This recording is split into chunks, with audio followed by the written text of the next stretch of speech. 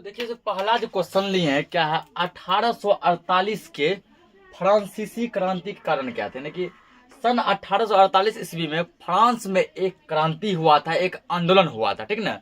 1848 ईस्वी में फ्रांस में एक आंदोलन हुआ था। उस आंदोलन के क्या क्या कारण थे, आखिर वह आंदोलन क्यों हुआ था, क्या रीजन था, यही आपके एग्जाम में पूछा जाता है, ठीक ना। और ये पूछा हुआ क्वेश्चन है और वीवीआई क्वेश्चन है।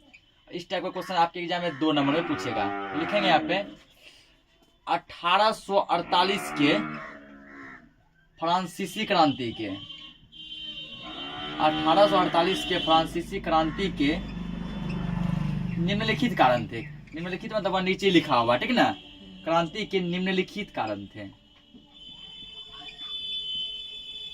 निम्नलिखित कारण थे।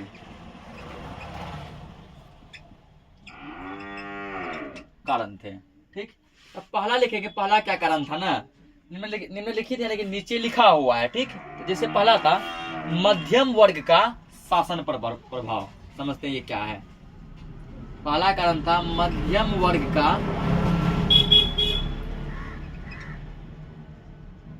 शासन पर प्रभाव। अब देखो रूस में जो आदमी सब था उसको 3 वर्गों में बांटा गया था। कितने वर्गों में बांटा गया था? 3 वर्गों में। पहला उच्च वर्ग, दूसरा मध्यम वर्ग और तीसरा निम्न वर्ग। जो कि अच्छा खासा कमाने खाने वाला था, जो अच्छा खासा अमीर सब था, उसको रखा गया उच्च वर्ग में। किस कैटेगरी में रखा गया? उच्च वर्ग में। जो कि उससे कम कमाने खाने वाला था, मतलब आज कमाया तो 2-3 दिन खा लेता था, फिर कमाया फिर 2-3 दिन खा लेता था, उसको रखा गया मध्यम वर्ग में, ठीक। और जो बिल्कुल गरीब था, ठीक ना, एक दिन नहीं कमाएगा तो भूखे रहेगा। सुबह खाता था तो शाम के लिए सोचता था, और शाम खाता था तो सुबह के लिए सोचता था। ऐसे आदमी को रखा गया निम्न वर्ग में। तो मध्यम वर्ग क्या किया? शासन पर प्रभाव, यानी जो राजा का जो शासन हुआ करता था, मध्यम वर्ग का उस पर प्रभाव पड़ा। मध्यम वर्ग जो है, यानी कि जो मध्यम वर्ग के आदमी थे, वो क्या किए तो अपना आवाज उठाए, ठीक ना। और राजा पर जो है शासन प्रणाली पर इसका क्या करा? एक गहरा प्रभाव पड़ा। पहला कारण ये था। तो दूसरा कारण इसका है राजनीतिक दलों में संगठन का अभाव।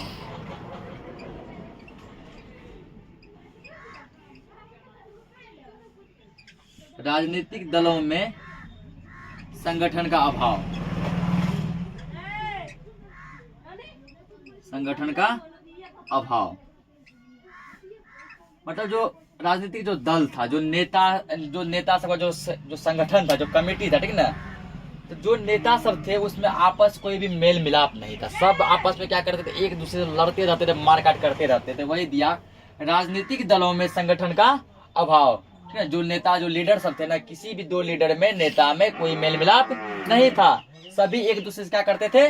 लड़ते झगड़ते रहते थे। वही दिया राजनीतिक दलों में संगठन का। संगठन यानी एकता, किसी में एकता नहीं था। और तीसरा दिया है समाजवाद का प्रसार।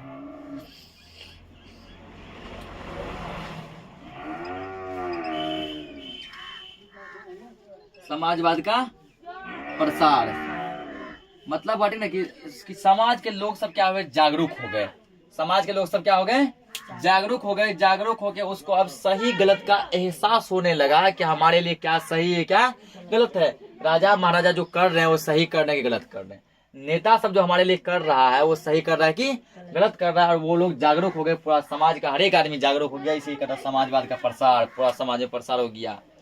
अगर लुई फिलिप नीति की असफलता।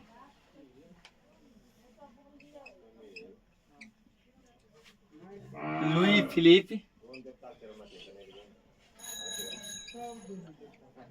फिलिप नीति की असफलता।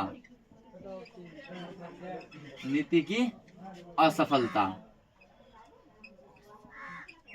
लुई फिलिप उस समय कौन थे? तो रूस के कोई शासन थे, कोई राजा थे, ठीक ना। तो वो क्या हुआ? जो नियम जो बनाया था ना, वो नियम उसका नहीं चला, वो नियम उसका फेल हो गया, वो सफल हो गया, ठीक। इसको नोट करो। अगला क्वेश्चन देखते हैं। अगला क्वेश्चन दिया है कि रॉलेट एक्ट से आप क्या समझते हैं? रॉलेट एक्ट से आप क्या समझते हैं? रॉलेट एक्ट क्या है? पहले लिखते हैं फिर समझते हैं इसको, ठीक। यदि अंग्रेजों द्वारा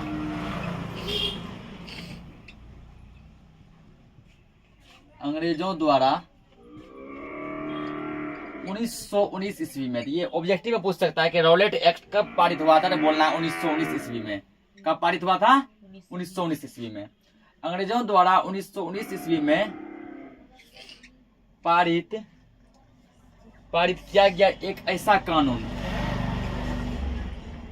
पारित किया गया एक ऐसा कानून जिसमें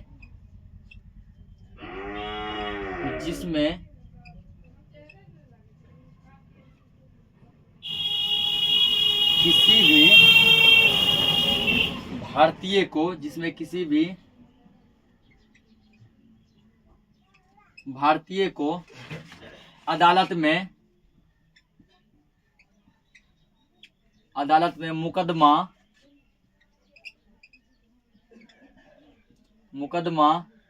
चलाए बिना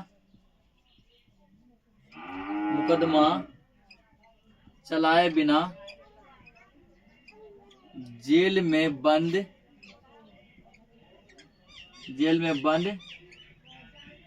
किया जा सकता था।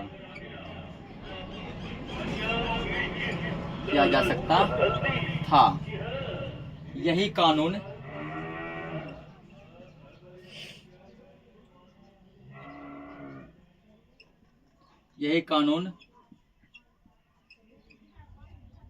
रॉलेट एक्ट के नाम से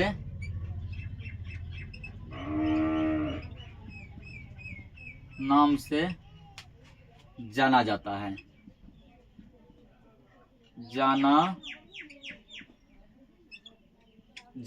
समझो इसको। करिए रॉलेट एक्ट से आप क्या समझते हैं, यानी रॉलेट एक्ट क्या है? सबसे पहले तो ऑब्जेक्टिव में पूछेगा कि रॉलेट एक्ट किसके द्वारा लागू किया गया था, बोलना अंग्रेजों के द्वारा। ऑब्जेक्टिव में पूछेगा कि रॉलेट एक्ट किसके द्वारा लागू किया गया था, तो बोलना है कि रॉलेट एक्ट अंग्रेजों के द्वारा लागू किया गया था, पहला क्वेश्चन। दूसरा ऑब्जेक्टिव में पूछ सकता है कि रॉलेट एक्ट कब लागू किया गया था, तो 1919 ईस्वी में, ठीक।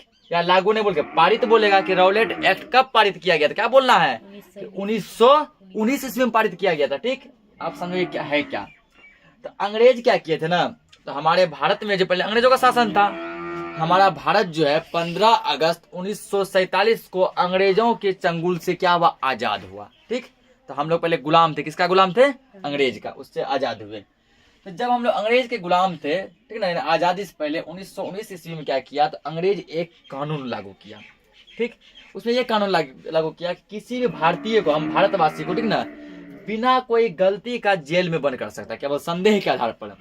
मान के चलो अंग्रेज को शक हो गया कि ये लड़का चोर है, ठीक ना, उससे पूछेगा भी नहीं कि रे तुम चोर है कि नहीं है, तुम ये सामान चोरी किया कि नहीं किया, उसको सीधा जेल में बंद कर देगा। और वो जो जेल में बंद हुआ वो अपना जो मुकदमा नहीं चला सकता, मतलब कि अपने बचाव के लिए, जेल से निकलने के लिए वो जो है कोई भी एक्शन नहीं ले सकता है, कोई अपना वकील वगैरह नहीं रख सकता है। मान चलो कोई किसी खून कर दिया, मर्डर कर दिया, तो बस पूछेगा भी नहीं तुम मर्डर किया कि नहीं किया, ठीक है। चाहे वो आदमी दोषी हो चाहे दोषी नहीं हो, निर्दोष ही क्यों ना हो, उसको सीधा संदेह के आधार पर जब मान के लोगों को शक हो गया ये खून किया, जेल में बंद कर देगा। अब बाद में उस आदमी को अपने बेगुनाही के लिए हम ये गलती नहीं किया है, इसके लिए उसको बोलने का भी कोई हक नहीं दिया गया, ठीक ना, बोलने का कोई हक नहीं दिया गया कि वो आदमी बोल के अपने आप का बचाव कर सके, बच सके कि ये हम नहीं काम किए हैं। यही कानून कहलाया रॉलेट एक्ट, यानी कि अंग्रेजों द्वारा 1919 ईस्वी में, ठीक है ना, 1919 ईस्वी में लगा दो यहाँ पे, में 1919 ईस्वी में पारित किया गया एक ऐसा कानून, लागू किया गया एक ऐसा कानून जिसमें किसी भी भारतीय को अदालत में, अगर अदालत यानी कोर्ट, ठीक ना, कोर्ट में मुकदमा चलाए बिना जेल में बंद किया जा सकता था, चाहे उसका गलती हो चाहे गलती नहीं हो, जेल में बंद कर देगा। यही कानून रॉलेट एक्ट के नाम से जाना जाता है। इसको नोट करो, अगला क्वेश्चन देखते हैं।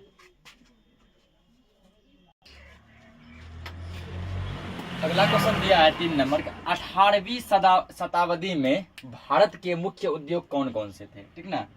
18वीं शताब्दी में भारत के मुख्य उद्योग कौन कौन से थे, तो 18वीं शताब्दी में भारत के मुख्य उद्योग थे, पहला भारतीय हस्तकला, मतलब हाथ से लिखने की कला, हाथ से लिखने की कला, ठीक है ना, भारतीय हस्तकला, ठीक, यानी कि हाथ से लिखने की कला, और दूसरा था शिल्प उद्योग। दूसरा क्या था? शिल्प उद्योग, ठीक है ना। ये दो जो है ना बहुत ही उस टाइम के फेमस थे, मुख्य उद्योग थे, शिल्प उद्योग, भारतीय हस्तकला और शिल्प उद्योग, ठीक। तो अगला जो क्वेश्चन दिया गया है, ये क्वेश्चन थोड़ा इंपोर्टेंट लग रहा है, ठीक ना। क्वेश्चन है कि बोल्शेविक क्रांति के 2 तत्कालिक कारण बताइए, ठीक। तो कारण तो हम लोग बता ही देंगे, पहले बताते हैं, ठीक ना, कि बोल्शेविक क्रांति हुआ कब था। ऑब्जेक्टिव पूछेगा कि बोल्शेविक क्रांति कब हुआ था, तो याद रखना कि बोल्शेविक क्रांति 1917 ईस्वी में हुआ था।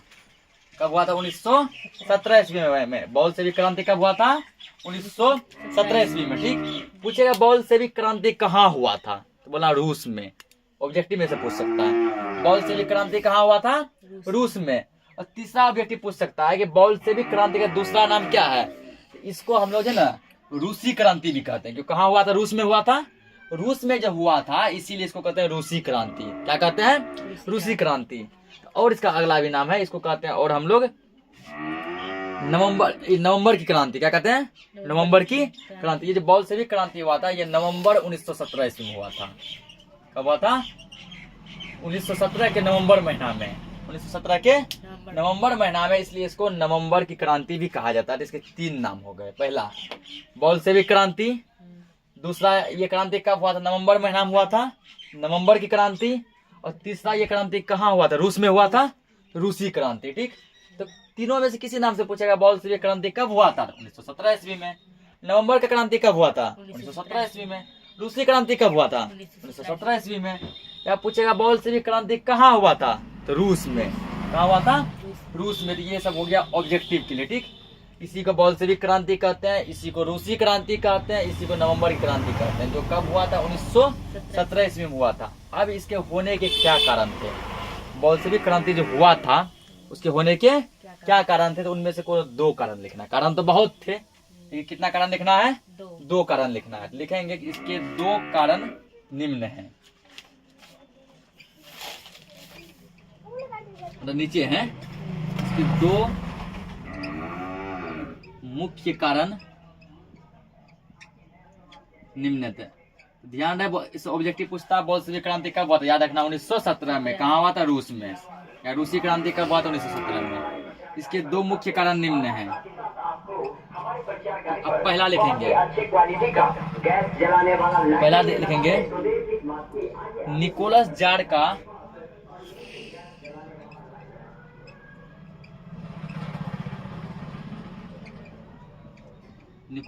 पहले दोनों लिख लेते हैं, फिर समझेंगे। निकोलस जार का पूर्णतः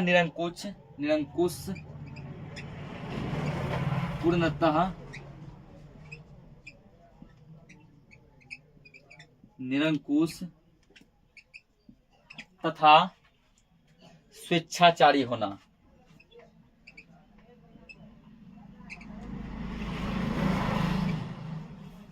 स्वेच्छाचारी होना। और दूसरा जो कारण है वो है जार की साम्राज्यवादी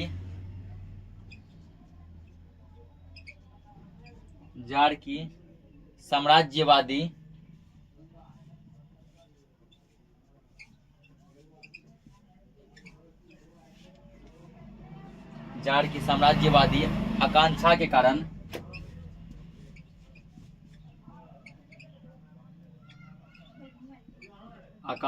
के कारण रूस का प्रथम विश्व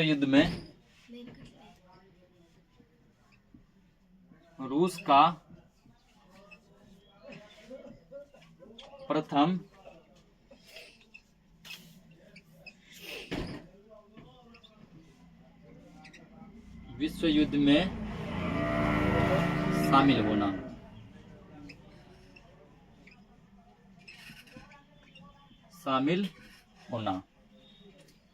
इसको 2 कारण देखो। तो यहाँ जार नाम का वर्ड आया है ना, तो ध्यान रखना कि हम लोग भारत में जिसको राजा कहते हैं, ठीक ना, क्या कहते हैं? राजा। उसी को जो रूस में जार कहा जाता है, ठीक ना।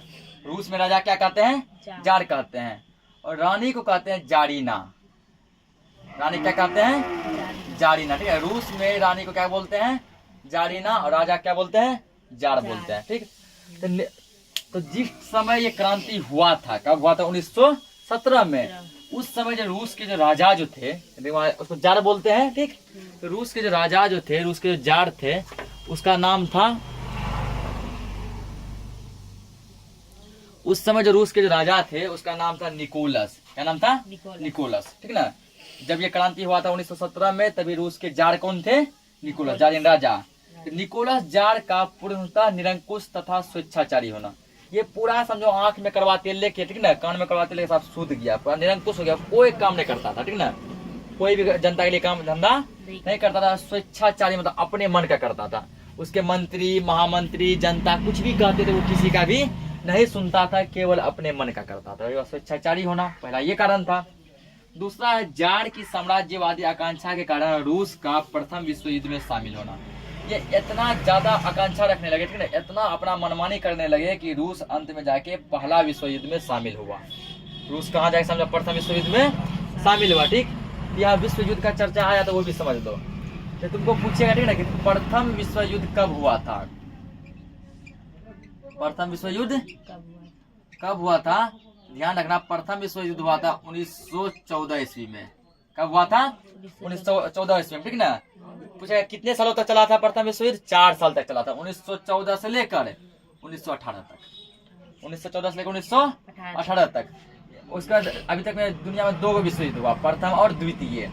पूछेगा द्वितीय विश्व युद्ध, जैसे ऑब्जेक्टिव के लिए बता रहे हैं बगल में, ठीक। द्वितीय विश्व युद्ध कब हुआ था? द्वितीय विश्व युद्ध हुआ था 1939 ईस्वी में। 1939 ईस्वी में। ये कितने साल चला था? 6 साल, 1939 से 1945 तक। तो पूछ सकता है कि प्रथम विश्व युद्ध कब हुआ था? 1914 ईस्वी में। द्वितीय विश्व युद्ध कब हुआ था? 1939 ईस्वी में, ठीक। प्रथम विश्व युद्ध, देखो 2 टाइप क्वेश्चन पूछता है। पहला पूछेगा प्रथम विश्व युद्ध कब हुआ था? 1914 ईस्वी में, ठीक। दूसरा पूछेगा कि प्रथम विश्व युद्ध कब से कब तक हुआ था? तो 1914 से लेकर 1918 तक, ठीक। तो द्वितीय विश्व युद्ध कब हुआ था? कब पूछेगा? 1939 ईस्वी में, ठीक ना। द्वितीय विश्व युद्ध कब से कब तक हुआ था? 1939 से लेकर 1945 तक हुआ था, ठीक। सब्जेक्टिव भी क्लियर और ऑब्जेक्टिव भी क्लियर। इसको नोट करो, अगला क्वेश्चन देखते हैं।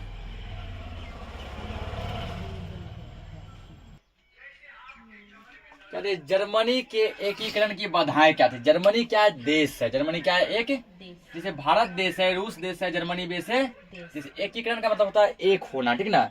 जर्मनी जो है एक होना मतलब पूरा मिल के जो ना, मिल के रहना चाहता था, ठीक।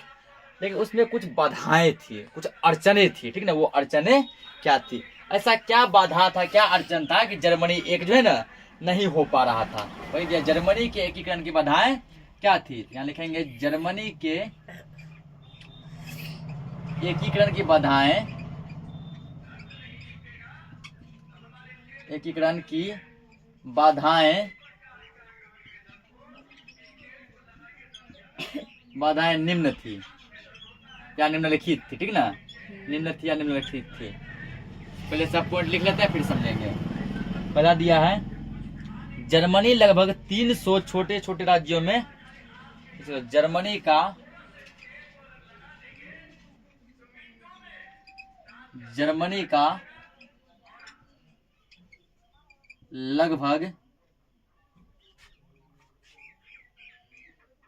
का लगभग 300 छोटे छोटे राज्यों में विभक्त होना,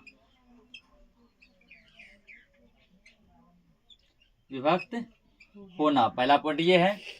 दूसरा पॉइंट दिया गया है, 3-4 पॉइंट लिखेंगे इसमें। दूसरा पॉइंट है जर्मनी का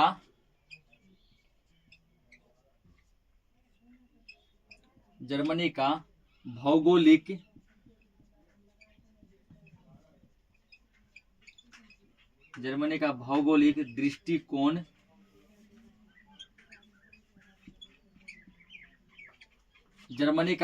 दृष्टिकोण से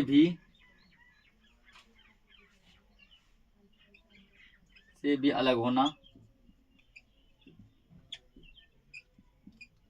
अलग होना। तीसरा पॉइंट दिया गया है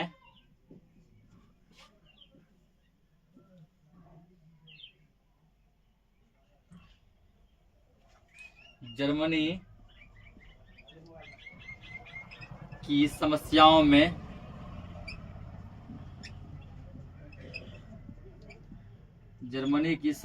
में ऑस्ट्रिया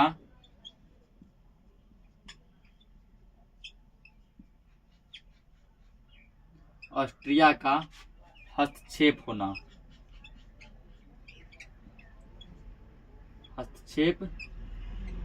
होना। चौथा पॉइंट दिया गया है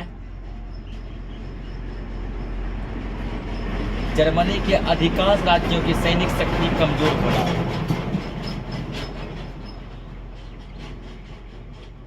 जर्मनी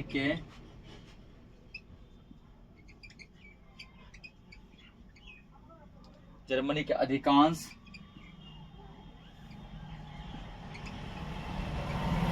राज्यों की सैनिक शक्ति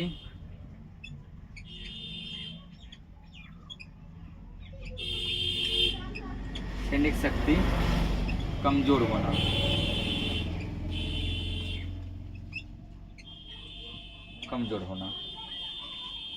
तो ये कुछ जो है ना 4 पॉइंट थे, ठीक। अब चारों को समझते हैं।